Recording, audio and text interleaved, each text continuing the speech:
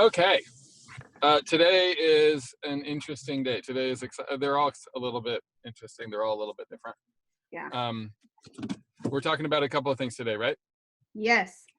Couple of things today. So huge news yesterday that the Homeland Security Office deemed us essential services. Yeah, So that's a massive deal. It's massive. It's it basically defines the thing that we've been kind of working under for the last week. It's so weird to think a week and a half ago we're like, shut it all down. This is our interpretation, which I'm actually kind of proud of, because if you're gonna take minimal information and make an interpretation to make the safest one, I'm proud of us. Then Kate Brown opens the door a little bit, business friendly dictate, and now to hear that. So you know what it is what it is. I've been thinking about that, is that why Washington and California have such great policies in place is because they actually shut it down. You have to shut it down to give everybody the gravity to say, hey, like, we've got to put some safety protocols and procedures in place before we continue. And so I am really proud as a company that we're like, shut this down, because we needed a regroup. It's like calling the timeout, like the field of play in a football game, like timeout, rehuddle, like what are we doing? And I think that Oregon never called a clear timeout, unfortunately. So our state hasn't had the pressure from different business organizations to say, what are the protocols then for going forward? And everyone's been left to interpret it. But we're, as a company, we're just going to adopt what Washington's done. It is stricter than what we've been told in Oregon, but it seems really, really clear. And I thought, very, very clear. No more than 2 people, including the broker, at the property at any time. And those 2 people must strictly follow social distancing guidelines, stay 6 feet apart. And then we are allowed in person to conduct listing presentations, sign documents, preview and show by appointment only, and facilitate inspections, appraisals, buyer walkthroughs, and key delivery. So what that leaves us now is like, okay, now we've established what the new normal is in our business. We can continue pretty normally. It doesn't have to be all virtually. And so for agents that are continue that, don't have compromised immune and can continue with healthy clients, my question to you is like, where does that leave agents in the market now, and what are you seeing, what are you doing, and how are you adjusting? So again, so I have reached out to at least 5, 6, a few kind of heavy hitter agent teams that I know to be awesome. Yeah. Like great brokers that also do a ton of business. And also a lot of other agents that are doing a good amount of business. What I'm hearing from my own team, buyer side and listing side, and others, listings are mostly selling. Not all of them. Buyer, but we also have an influx, as Heather pointed out in the meeting today. We had an influx of 200 new listings. And days on market went down a bunch. I actually believe that that's a direct reflection of all the new inventory. So I'm not going to talk about days on market. New things being 2 to 7 days on market, bring the average down, whatever. So there's a lot of new inventory. I think there's a little bit, some of these are going to be a little late to the party. A lot of the buyer eagerness that was present 2 weeks ago and even a week ago we've worked through. In other words, these like, we got to get into something. We just sold a house. We are moving right now. This kind of eagerness that was, oh shit, let's do this. I think we're working through most of that as an industry and serving those buyers, hopefully mostly by awesome agents, because those people are getting served very, very, very well right now.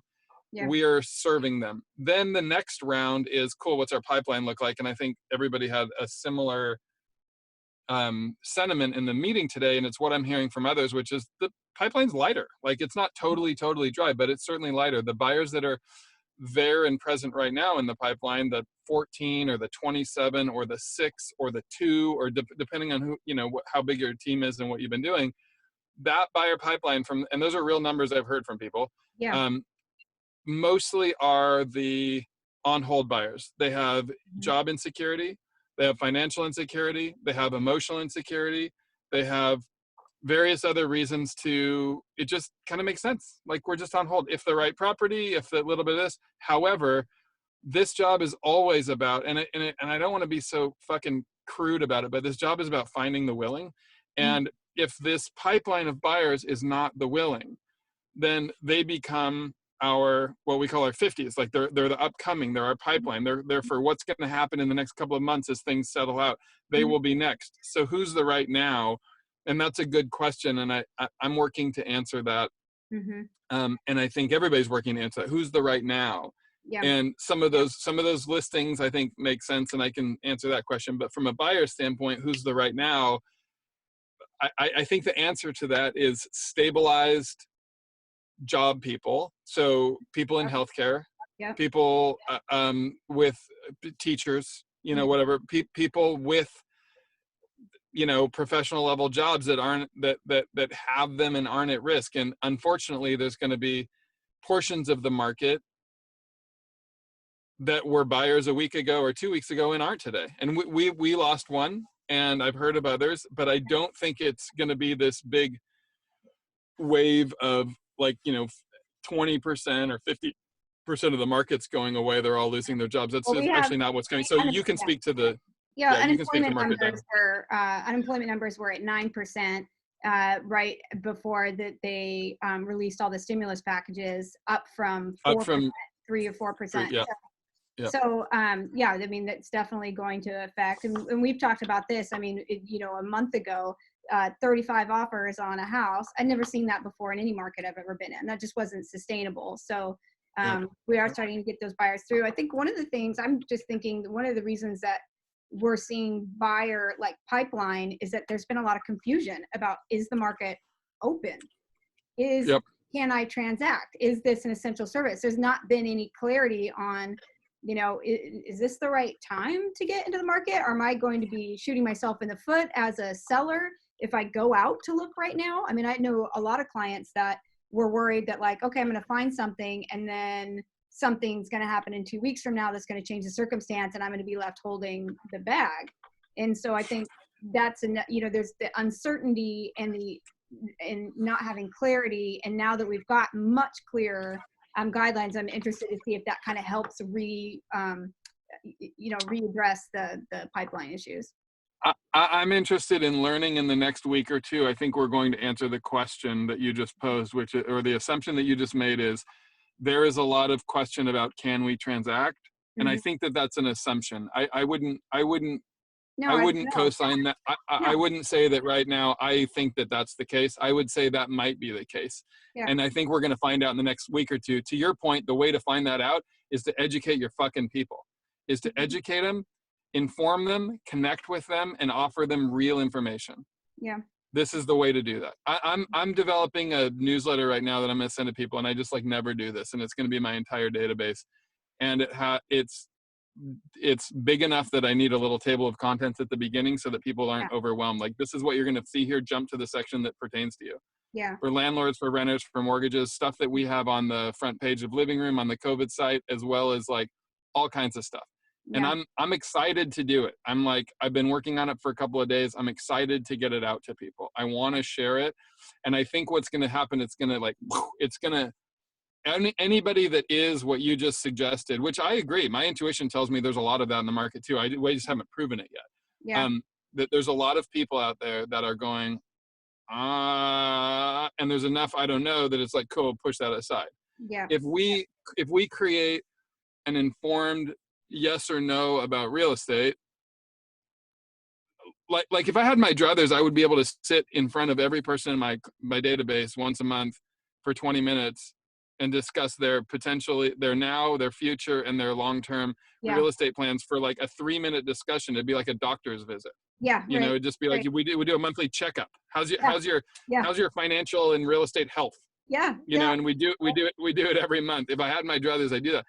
That's not a thing that's going to happen, but I can fulfill on my side of that. I can offer some information. Well, and I think it. I'm wondering, you've got what I would say one of the best buyers agents in the entire market on your team, Jessica Ledoux. And as Yep. she's sitting down to consult her buyers, and they're looking at 13% more inventory this week. I mean, it went from 880 listings to 1,022 in a week. That's considerable. You've got an extra house for every 10 that's out there. What is the position That, that you're going to be taking with your buyers? that is helpful for those that are ready. And that's where we are right now, is in that weird little interim between what was the last couple of weeks of last minute frenzy Yeah, to what is going to be our new normal. I really feel like we're in an in-between right now. And yeah, that in-between is discovering who's ready and who's not. And again, it comes back to like, we got to educate everybody. We got to let them know what's going on. So that those that are a yes move forward, those that are a no sort of step aside. We got to delineate or distinguish between who's willing yeah, and who's not, who's ready and who's not. That's like always our job. It's kind of like, you want to buy this house because it's cute. Let's distinguish whether or not you're really an old house buyer. Let's yeah, talk about all those details. We have to make that distinction so that they're not like in some sort of a, you know, emotional roller coaster. But there, you know, there's things that happen in transaction. We just don't want them all in chaos. So what she's had 2 new buyer calls, both Zoom meetings in the last week. And well, kind of 3, but the third one was pretty light sign call, but two real ones that are referral based, like what I would say yeah, is our bread and butter. yeah, They are in the sub 500 price point, which I think is where the majority of the business, if I were to forecast the majority of buyers that come to our team in the next 3 months, 6 months, I bet 50% or more are going to be in the sub 500, sort of like first time in Portland home mm-hmm, buyer, like maybe own something for 200 in Illinois and now first time in Portland or something like that. yeah, Um, and both of them are, one of them is probably a little bit more eager than the other, but doesn't know the Portland neighborhoods. And that's a difficult hurdle to cross yeah, without social contact. yep, The other one is early enough in their phase that they need a number of showings to kind of get that, you know, market data, market information to feel confident and ready to go, which is very, very, very important to our team. We always will do one sort of a big overlay for a client like this. Like, let's go yeah. look at 8 houses. It's exhausting. And then we'll take a break for a couple of days, So you but know, you'll have this sense of the market that you don't have now. You'll just have all yeah, this nuance that you just don't understand. And that's impossible right now. So there are different ways, and yeah, we're figuring out what those are. What she's doing is Jessica's really good about summarizing. She's a lot more curt than me. She's not so yeah, verbose. And she's very good at summarizing and clearly laying out all the different points like that. So she's doing a lot of that kind of, you know, follow up to our conversation, summarize, email 3 links to this property, 2 to that one, history on this one. So developing market knowledge. So we're always the educators, and she's yeah, just the best at that. So she's doing that. This is helpful. When I send out the newsletter, which will be later this week or early next, that'll be an opportunity to call and follow up with people. yeah, On the listing side, I've got a couple more people to talk to that are kind of in pipeline zone that we're sort of one step at a time moving forward. mm-hmm, Not sure yet what we're going to do. I think we now have the information to suggest that we probably should. mm-hmm, Um, but again, it's like, if our current pipeline of buyers and sellers, if half of those are going to sort of go to the sideline for a little while, mm-hmm, or even a third of them or 2/3 of them or whatever, and it's just because it's right to do, and we make that distinction. Our pipeline inherently has shrunk. It has not grown. It has yeah, shrunk in the yeah, last 3 weeks, right? yeah, And if those that were going to get on the market right away, like we did, and get multiple offers, and those buyers that were going to get into contract right away, and we got all those into contract, we now are at an interesting new, like, oh wow, this is where the lull begins in our pipeline. How are we going to rebuild that? And you know, it takes a little while. Like, you don't call yeah, people and then tomorrow you go look at a house and write a contract, you yeah, know? yeah. So we're And we've been trying to be ahead. standing, yeah, we've been sitting on Yeah. sidelines for 3 weeks too, kind of trying to find bearings. There was no clear message to deliver to buyers and sellers. It was like really working with the people that were already currently in process. Yeah. I will say that Jessica did a really good job of staying in touch with our current buyers, delineating who is just inherently going to be sidelined because of Yeah, work or finances or family or whatever, or their motivation just wasn't big enough to kind of claw through this new challenge. yeah, Um, she's done a really good job of that. And I have done a number of communications. I CC'd you on most of them and those were those virus and real estate kind of Yep. Yep. communications I sent to you, almost all of those were, in fact, all of those, I think I did 7 editions, and those were all sort of updates for the seller pipeline. So those were to like about 20 listings that are between listing this week and listing later in the year. It's just those people.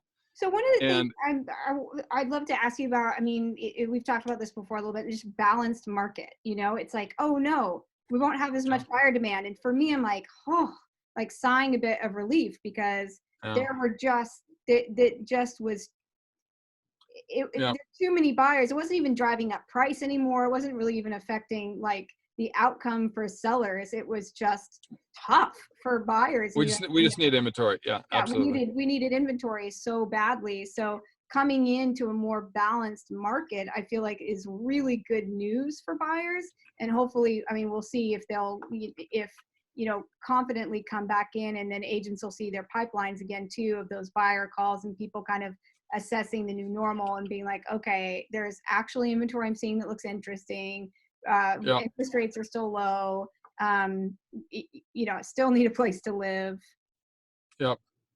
The interesting thing about real estate, it does feel weird to tell people, yeah, business is continuing, we're selling real estate. It feels weird to say that in the context of like just getting off the phone with like an elderly friend that needs water, or a grocery trip to mom and dad's house, or homeschooling, you know, crying fit, hiding under the couch, or whatever the fuck is going on that day, that is just like a great example of how weird life is. Yes. Like, yeah, this is Dexter an hour ago. You should have heard this kid. I heard all this stomping and screaming upstairs. I went up and he had built a fort and he was hiding from homeschool. Yeah. And to transition from that to like businesses continuing, I actually think that there's a bunch of us that want to do a good job doing this business and want to be of service, which is pretty much everybody at Living Room and a whole bunch of other great agents. Like, there's a heart of service to this thing, and like it feels weird to think in terms of opportunity. It feels icky. Yeah. It's like it's like I have this inner voice that wants to go like, close shop, fuck it. And I think there was actually a little bit of ego in a week ago wanting to just close the doors, because it's like solidarity, close the door, you know. And it's like, the truth is, what's really, really, really hard, and I think what's called for right now, is actually, for me, is reaching out to my clients and offering real, live, delivered, important, valuable information, and saying, like, just let me know how I can help. And that is infinitely easier today than it was 15 years ago. I'll tell you that. Like, I felt like I had a really hard time my first 5 years, like being a real estate agent. I just felt like, is this what I'm doing? I thought I was an artist. I thought I was a spiritualist. I thought I was whatever. Is this the way?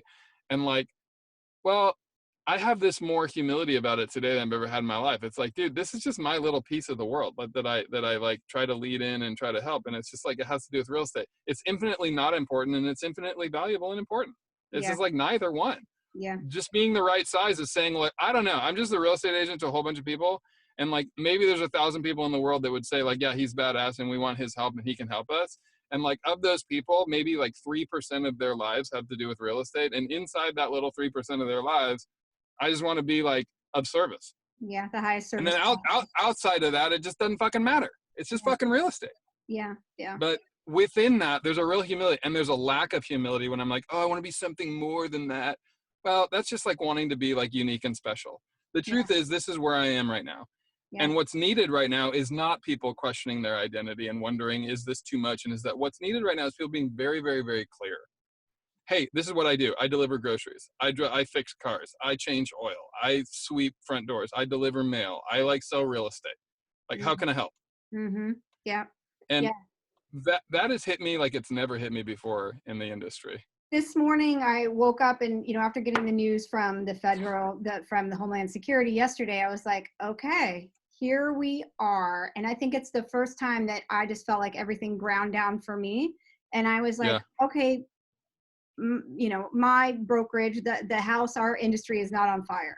The government said, continue it, and we're learning to adapt. And I got settled and steady in that.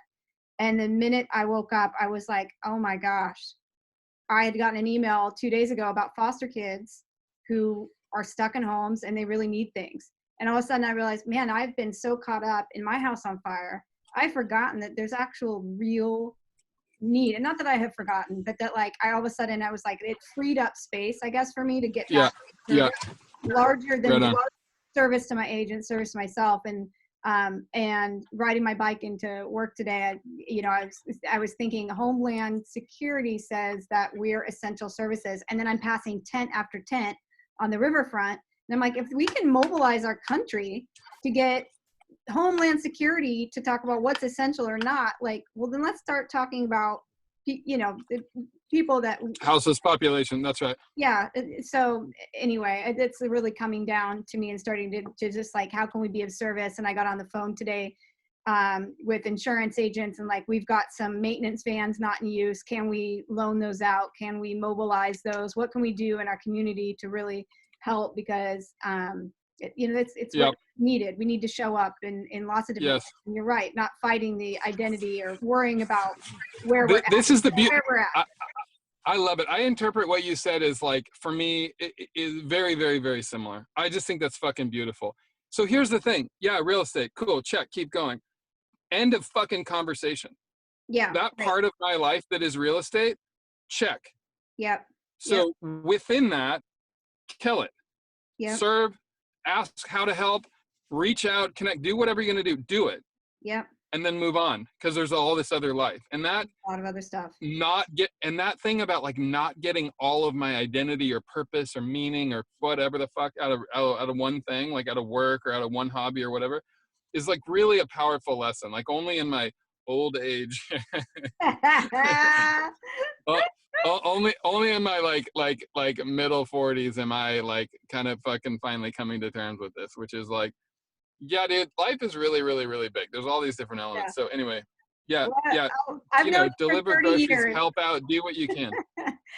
I've known you for 30 years, and it's fun to like be getting all this stuff still. So it's fun to be in community. All right. Well, I appreciate the time, and Me too. keep the conversation. I'm looking forward to seeing your newsletter. That sounds awesome. Thank you for doing that for your people in the community. Yeah. Thank you, Jenelle. You're the best. Right. Bye. Peace.